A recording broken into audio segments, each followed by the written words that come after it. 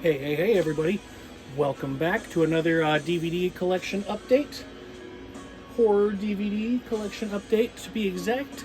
To be even more exact, yet another all 80s slasher edition. I'm Dulb666.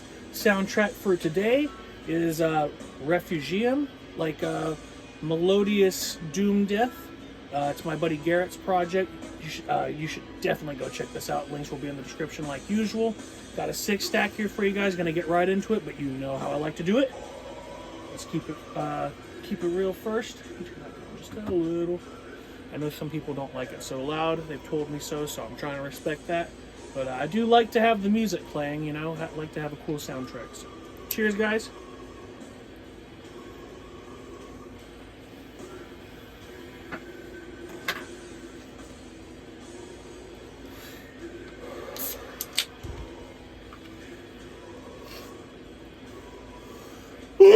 That was good. That was good. Okay, what do we got today, guys? We have some Mother Earth Brewing Cali Screamin'. It's a spin on their normal Cali Creamin' vanilla ale. It's a pumpkin vanilla cream ale. It is a legitimate cream ale, so tread lightly if you find these. If you drink a few, you will be shitting. So take heed of that. I beg of you. I implore you. Yeah. Haven't had this one yet. Just seen it this year for the first time at a local liquor store. I've bought the 4-pack, you know. Why not? It's pumpkin ale. I pretty much love all pumpkin ale. So let's see what it's got.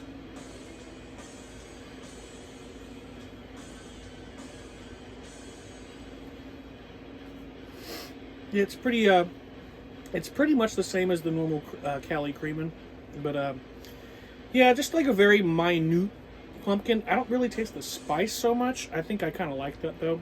But it is a minute pumpkin taste, and it's like a very authentic pumpkin taste. So there's that. I really enjoy it. We'll be wetting our palate for today's update with that. Let's get right into it, guys. Like I said, all slashers here, or at least slasher adjacent. We're going to go all the way through the 80s. I think I've got just about every year covered. I think I might not have anything from 83 and maybe one other year, but I think I've got everything covered. You know, we get all the way through the 80s for the most part. This first one here is a Cult Cinema Collection. Image Entertainment put this out a long time ago, I imagine. This is from 1980, like I said. Good Lord. Long Island Cannibal Massacre. This is a very, very micro-budgety film. I feel like it kind of is lost on a lot of people. It uses a lot of public domain music and soundtracks from like other iconic horror movies, so it kind of throws you for a loop there. The music just doesn't seem like it's from the 80s. I'm going to turn this down just a little more too. But yeah, sometimes the soundtrack just kind of like takes it away from the 80s. It almost seems like too grimy for the 80s. It's like a late 70s flick or something. And you know, it being made in the late 70s, I'm sure had something to do with that. But it's pretty grimy. I wouldn't say it's like a full-on slasher. It's definitely got a lot more splatter elements and low grade at that. But I think it's I think it's really cool for like anybody that likes a micro-budget film. Like, it's obvious a lot of love went into this. So check it out if that's what you're into. Long Island Cannibal Massacre. Okay, this next one is another one with Jamie Lee Curtis and her little run from the late 70s to the early 80s. She had tons of horror films out. This is a much more Hitchcockian, less it's like almost proto-slashery, I would say. Like, not quite a full realized slasher. There's more of like a whodunit mystery sort of thing going on here.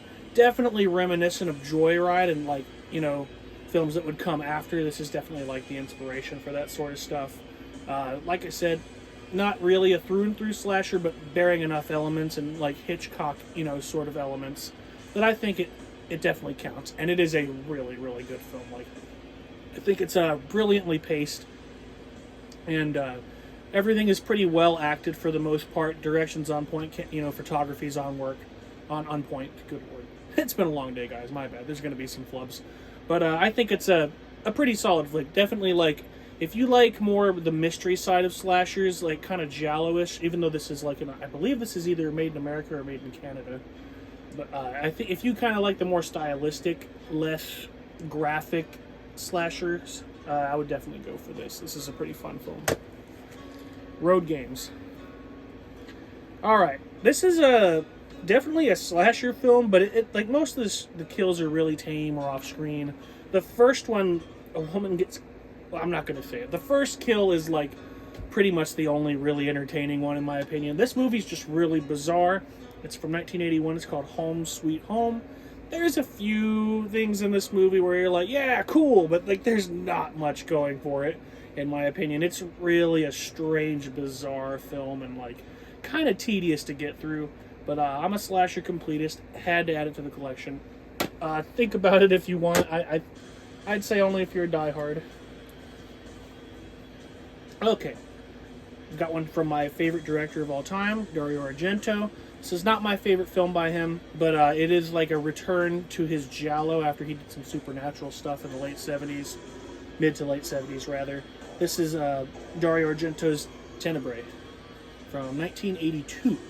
And this is a very graphic giallo film, bearing a lot more influence like from, I would say, slashers, honestly, because it came out right at the peak of slashers. And in my opinion, 81 is the peak of slasher films, at least classic slasher films.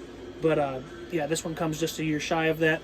It's a very, very entertaining film. Not my favorite from Argento. I feel like it's not quite as engaging. It's not quite as just like bizarre, which is what I love about him. Like there is some crazy stuff going in here, but like honestly, like it reminds me of like a less stylistic version of his late 60s and early 70s work, honestly. Like I like his earlier giallos. If we're going to watch a Dario Argento giallo, then I would say like put on Deep Red, obviously. Put on any of his other earlier films, and I would say that maybe they don't have the gore, the kills to stack against this film, but I feel like their stories are just more engaging and better written, and not necessarily well acted, better acted, but still, just like this one doesn't quite measure up in my opinion. It's just, I'm not gonna say it's like bad Argento. Obviously, it's a great film. It's just personally like not one of my favorites, but I did enjoy it. This next one here is kind of got like some exploitation vibes, kind of like Deliverance, but it's got some slasher vibes going on too, for sure. Like people getting picked off. It's Trapped from 1982. This is the Code Red release. This is a pretty cool film. Like I said, it bears more resemblance to stuff like Rituals from 1975, I think it is, or Deliverance or Hunter's Blood. Definitely more of just like a backwoods sort of exploitation film, but definitely got enough slash and gash to appease any slasher fan. I would say pick it up. It's a pretty solid flick. Just like tread lightly if you're not really into anything but like just through and through slashers, maybe skip this one. But I still say it's a pretty damn good film. Next one here is not so good. It's definitely got a lot of off camera kills and like some lackluster on camera kills. Some ridiculous acting, stupid premise. It's Blood Theater. I think it's supposed to actually be a comedy horror. I can't really tell if it's being serious or not. It's not very good, I must say. But it does bear some like fun tropes, and if you're a completist, I could see, most people having a good time with it. Like, I had a good time with it. It's just really campy.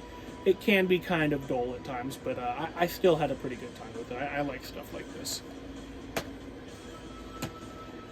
This next one is kind of like on the mid-side for slashers. It's from 1984. It's Fatal Games. I know that, I think Vinegar Syndrome or somebody put this out recently on Blu-ray.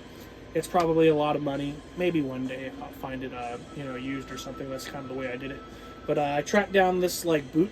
I think it's a boot copy. It looks okay, I guess. I feel like whoever put this out also put out Iced from 1988, because it looks like a very similar packaging job and very similar design, like the washed out artwork on the back that you can barely make out is super like DIY.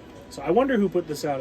It doesn't say, but pretty cool slasher film set at a high school or a college. I think it's collegiate, like athletics sort of based as far as the theme is concerned. Very, very campy acting.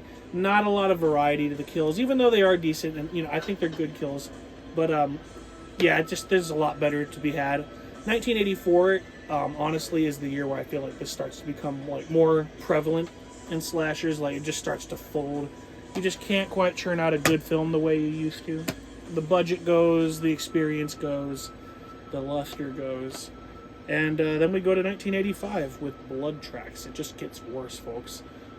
This Desert Island Classics is like an ancient DVD. Oh wait, no, okay, I guess it's not as old as I thought it was. This was put together in 2012. This DVD, honestly, would have taken this as like a 1999 DVD. The way it looks, it's a very hokey design, but I like that. Anyways, this is a very, very strange, bizarre slasher film as well. It's like kind of a cannibal film too, but like I don't see a whole lot of that. It's very like it can be kind of tedious to watch as well, honestly. Like there's not a whole lot of payoff in this film. It's just a very cheesy premise. Like this band goes to record a music video out in the snowy mountains, and there's this cannibal family that's picking people off. Like that's the best that I can kind of make out of what's going on. Definitely only for the diehards. This is very cheesy. I will say that the band recording their music video is really funny. The song that they're playing is extremely cheesy and just like it kind of gets stuck in your head though. It's so bad. I don't know. It's something to behold for sure, but definitely only for completists. Blood Tracks. Okay, we got a Scream Theater Volume 5 double feature. It's Blood Cult and Revenge, and they are indeed of the same series. They just have different names. Blood Cult came out, and it's like this cult is kind of like murdering people, picking people off, and like choosing who they want to sacrifice and stuff. Very, very run-of-the-mill stuff as far as the plot is concerned. These are micro budget, maybe even like shot on video. I think they might be shot on video. Like I can't tell. They're actually pretty well made. Like some of the kills are pretty decent. It's just it gets so dull sometimes without that level of production. Like I would say only watch these if you are into SOV because yeah, these are pretty like their budget shows. Like they have no budget basically, and it shows. But more engaging I would say than most shot on videos. Just like I don't know, it tends to get really, really campy with this sort of stuff. So, yeah. Tread lightly unless you're into that. And I am. I think that they were both really funny. They're just, cannibal cult films, basically. Alright, this next one is more of like an action film. It's sort of got some Hunter's Blood and like, what's it called? Deliverance vibes, like backwoods sort of exploitation vibes. But it's more of like an action film, I would say. It just kind of like behaves like a body count. Sort of has some slasher tropes. It's Nightmare at Bittercreek from 1987. This is an old Hearst Entertainment DVD from 2002. Yeah, this thing actually is ancient. And I've never seen another release of this film. I just kind of like, I think my mom got like a big box of movies and just gave them to me. Like somebody gave them to her and she gave them to me, and like this was something I just never heard of and pulled it out of there and threw it on. I was like, oh, this is actually pretty good, and it's from the 80s, so may as well feature it. I would say it's more of an action film, but just with some slasher tropes. Not going to talk about it too much for that reason. Check it out though if you're a completist. I thought it was cool. Alright, we're nearing the end, guys. We've got from 1989. I must say, my boy Dan the Sandman, he just picked up an original artisan DVD of Fright Night 2. Shout out to you, bro. That's pretty cool. I've been looking for that same disc for a long time. Probably never going to find it, but we'll see. Maybe one day. I did, however, find something from Artisan, an original Artisan DVD that I've been wanting to get. I actually let him buy, I think it was Severin, or I don't know who put it out. It was definitely just a Severin or Vinegar Syndrome Blu-ray of Bloodmoon from 1989. But of course, letting him have it, fate smiled upon me. I found the original Artisan DVD, which I love old dated DVDs, honestly. Like that's like the heart of my collection. Like my most prized possessions are like my oldest, least functional DVDs. I just love them because they take me back. They make me feel like, that same like sort of a movie going wonder that I used to when I was a kid. Like same with like VHS. I understand why people collect that sort of stuff. This is kind of like a really tame slasher from Australia. There's a lot of like romantic drama going on, and it's like it doesn't really lead anywhere. It's not really engaging. I would say that it's decently acted, but there's not a whole lot of action either. There's not like a whole lot of payoff with this film. There are some cool death sequences, I will say, but like far and few between. Like there is just so much better to be had. But that's kind of how it is in 1989. You know, there's not a lot of great slashers left at that period. You know.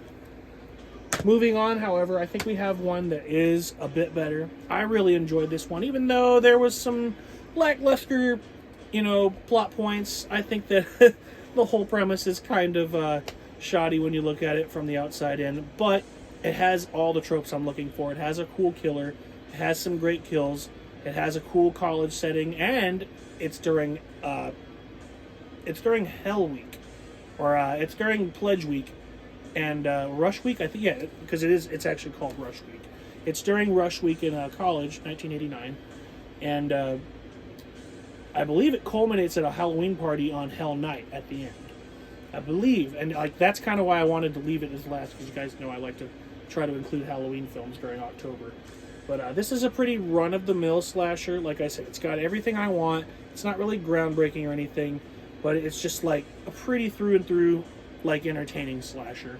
And for the end of the decade, you really got lucky with like stuff like this still coming out, because the slashers weren't really revitalized until a few years later in the 90s, as far as I'm concerned. Like, yeah, you have a few gems almost every single year, probably every single year, but you know, this is definitely one of them in my opinion. Like, there are a few slasher films in 1989 that are as entertaining and brutal as this still. So yeah, even though it's not the best of the best, I really enjoyed it. And I thought I would just let you guys see this crazy cardboard case. So check this out. It comes out the bottom, and like, you can't put it in the top. It's sealed on all sides. So you got this weird cardboard.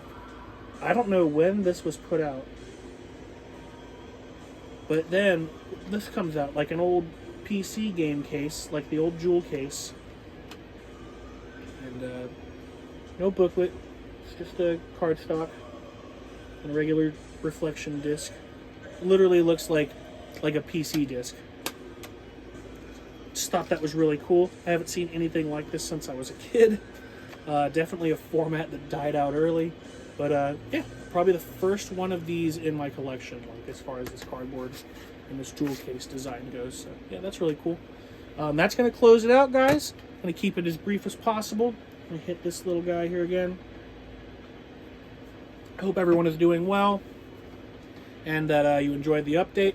Like I said, I'm going to try and get that 90s update on Halloween if I can. And a few other things, hopefully. I hope you guys have enjoyed the live footage. I will say that the video that I put out right before this is a new band that I joined. It's our first set ever with me on bass. If you guys want to check me out playing some music, that's like the latest show I've played. I'll include that link in the description too, but you can go to my channel. It'll be like the second video down, so yeah, check it out if you want. That band is Out of Chaos. We play beatdown hardcore, kind of like heavy hardcore, if you will. Maybe not straight up beatdown, but yeah, that's pretty much it for now, guys. I will see you very, very soon, again with another update or something. Hopefully something else before the next update. I will say, I'm going to tease right now, I have a tape update coming too. That's going to be in November, so man, it's a really good one. It's a really cool and huge tape update, guys. So I can't wait to get that to you guys. It's going to take a little bit of time, but I promise it's coming. So hope everyone's enjoying the spooky season as it's peaking. I will see you again soon. Everyone have a safe night. Go watch some horror films, and I will see y'all later. Take it easy, guys. Duel 666 out.